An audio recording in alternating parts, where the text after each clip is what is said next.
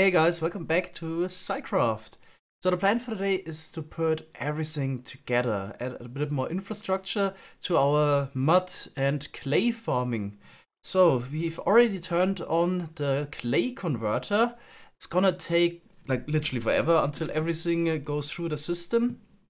It's actually designed for a speed of 18,000 blocks per hour, but right now we're only getting 1500 per hour. So get the purest of clay at the other end pretty much. So it's basically random tick based if a mud block is converted into clay, and the longer our blocks are in the system here, the higher the chances they would get converted. I think if you would put in like 18,000 blocks per hour, we have a 98% conversion rate.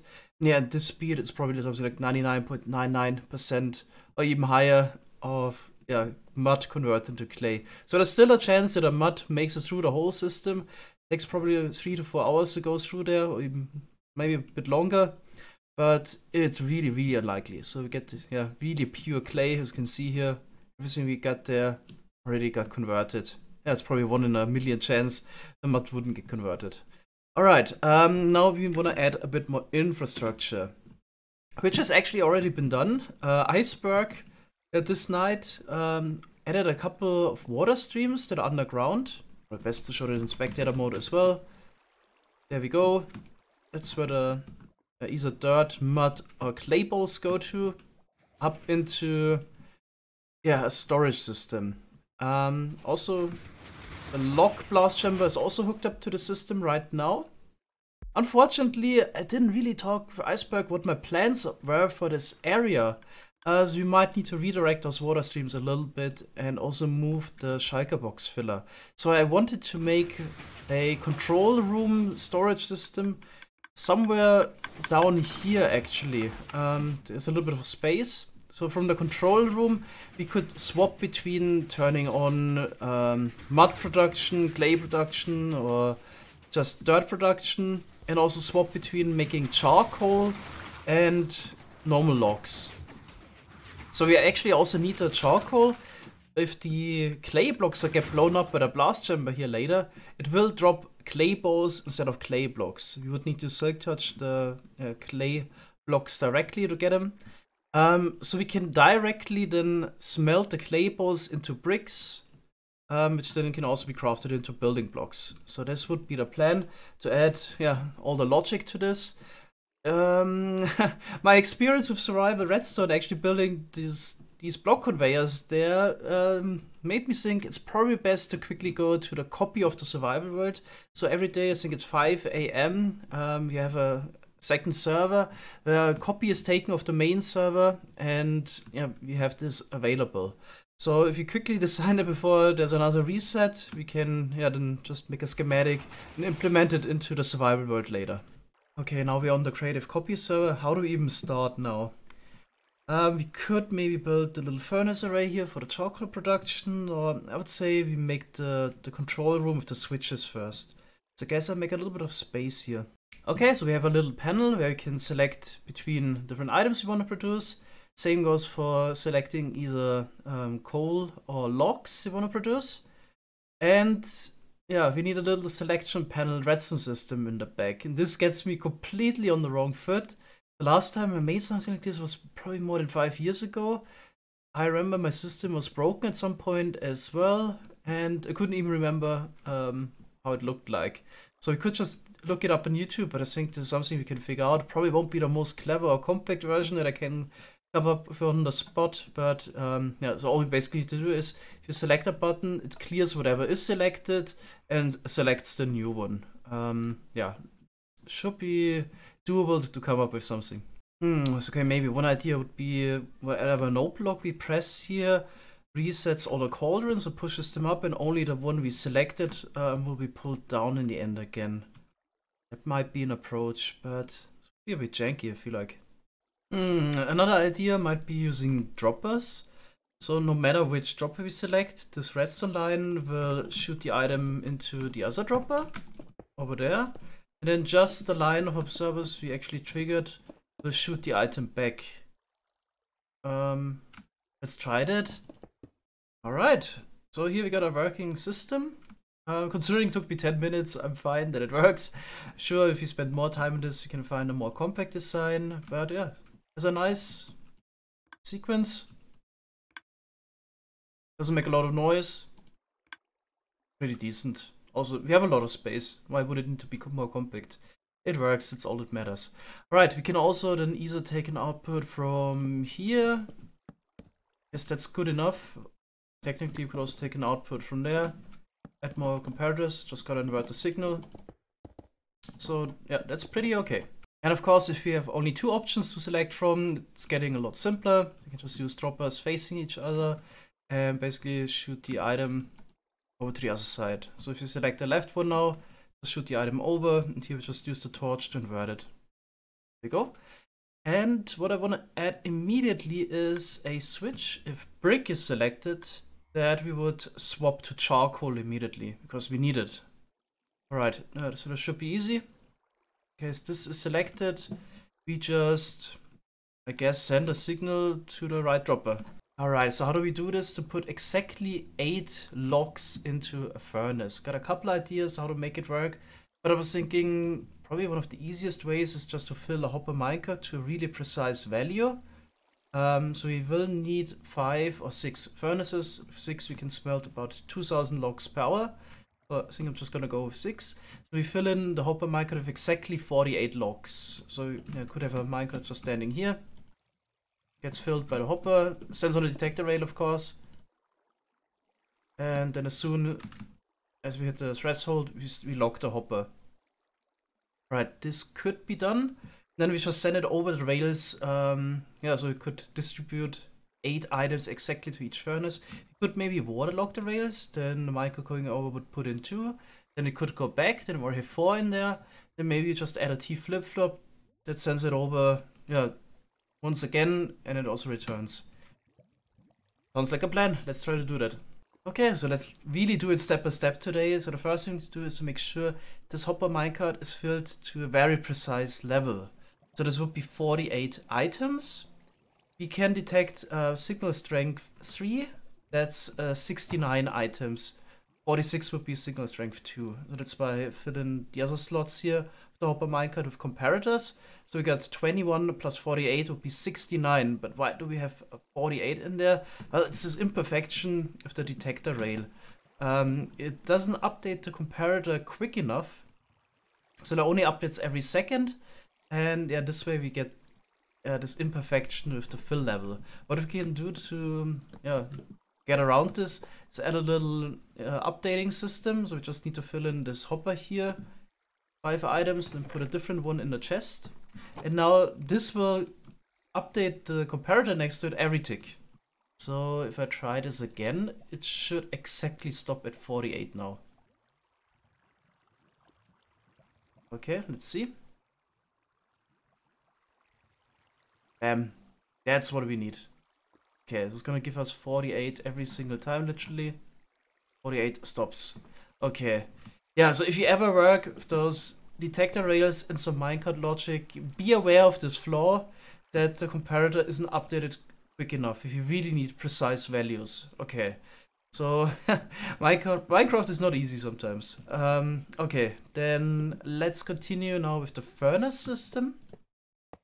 Just need to add some kind of a T flip-flop that would send the minecart back the first time.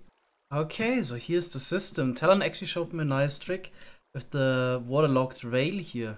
So instead of using a block to change direction, we can just close the fence gate here, and then the water is actually pushed the minecart back.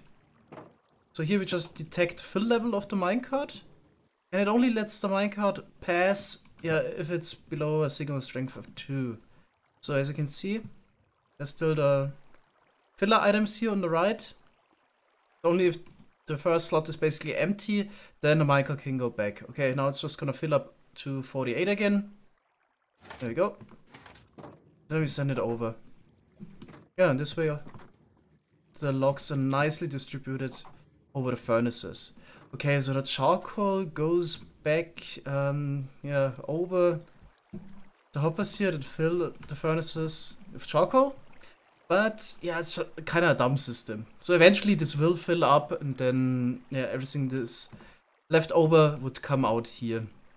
Don't think it's really worth it for 6 furnaces now to make another minecart system that distributes them nicely and whatnot, because it's just gonna run for a while, or we can just fill it manually with charcoal, and then it's basically simpler afterwards. And once all of those hoppers are filled entirely, they cause less lag as well. So there's also, yeah, one benefit of the system actually.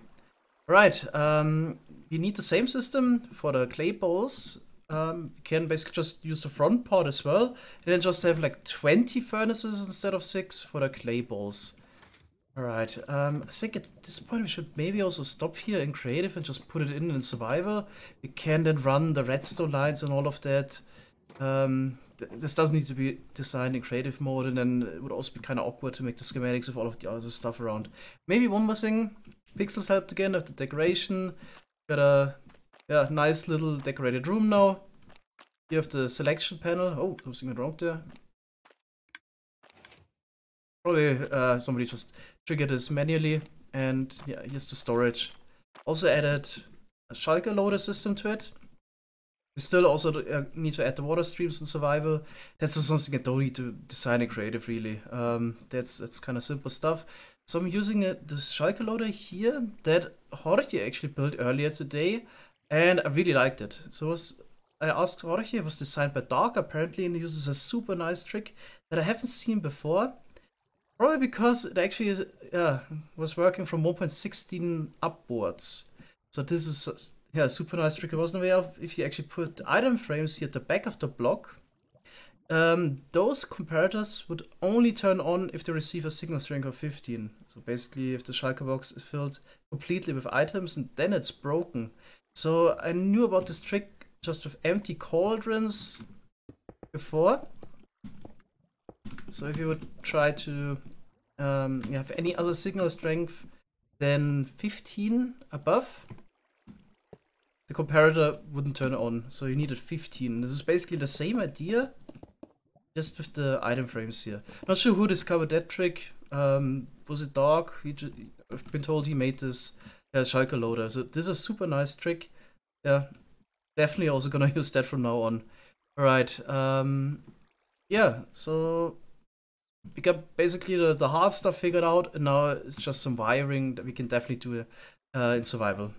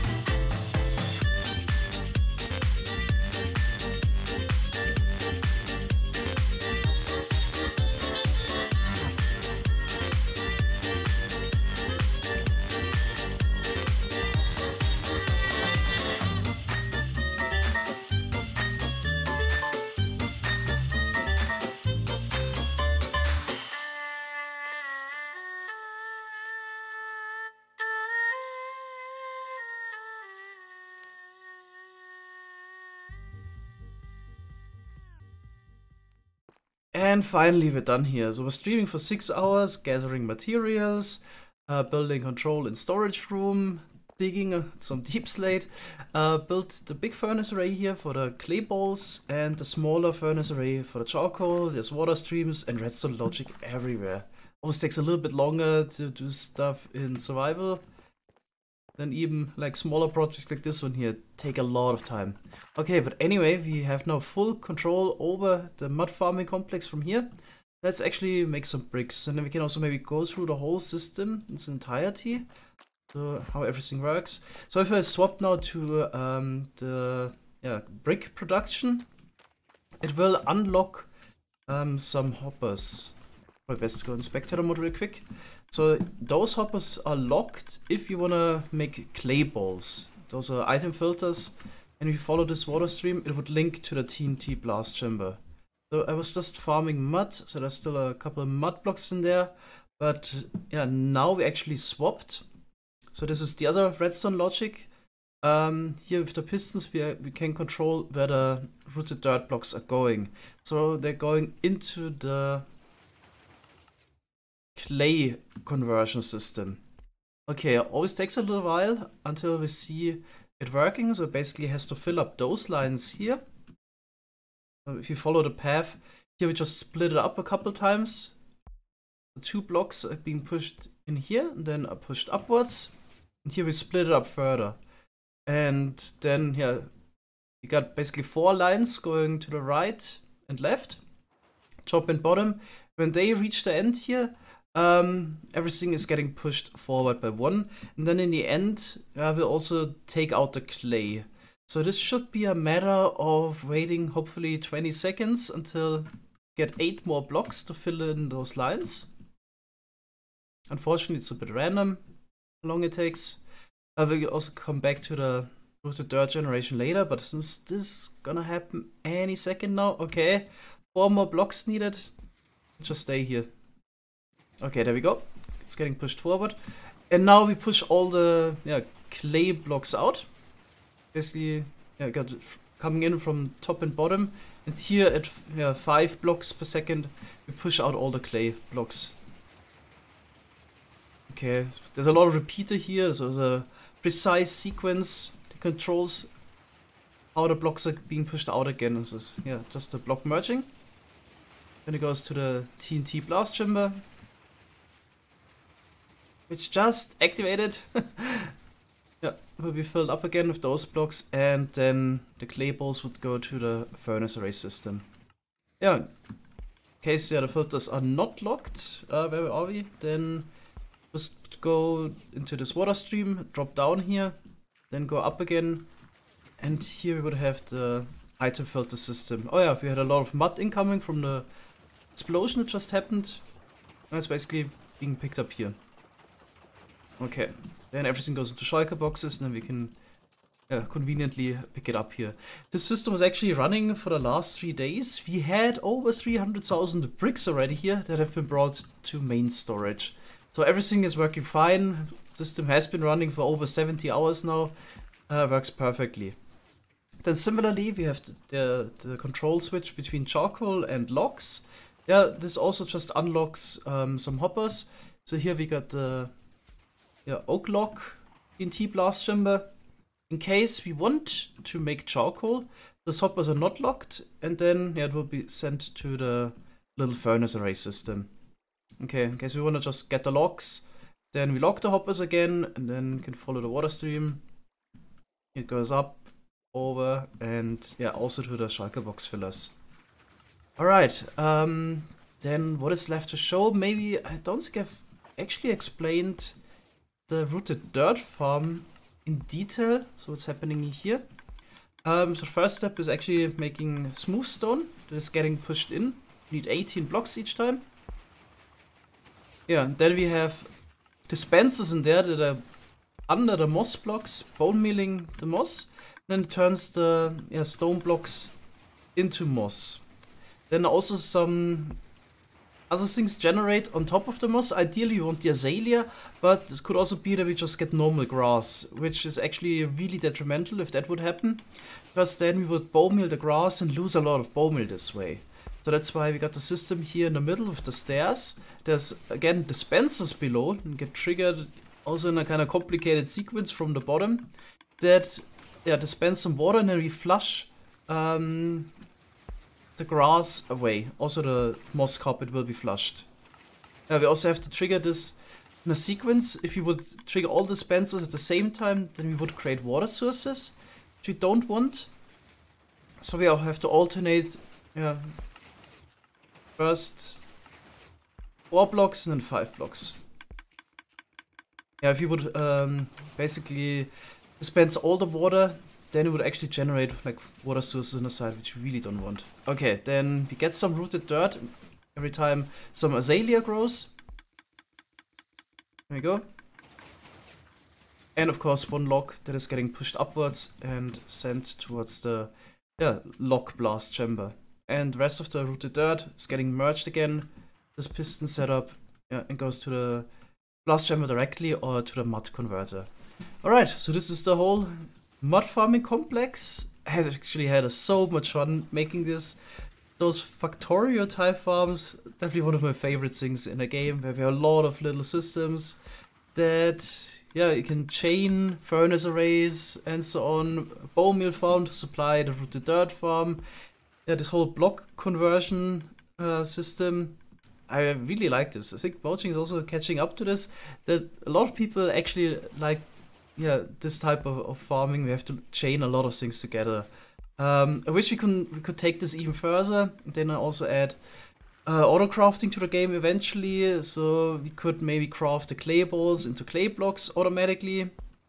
Of course, you could also have a player silk touching it, but it's way too much effort at this point to also add that, if the alternative is just quickly crafting it.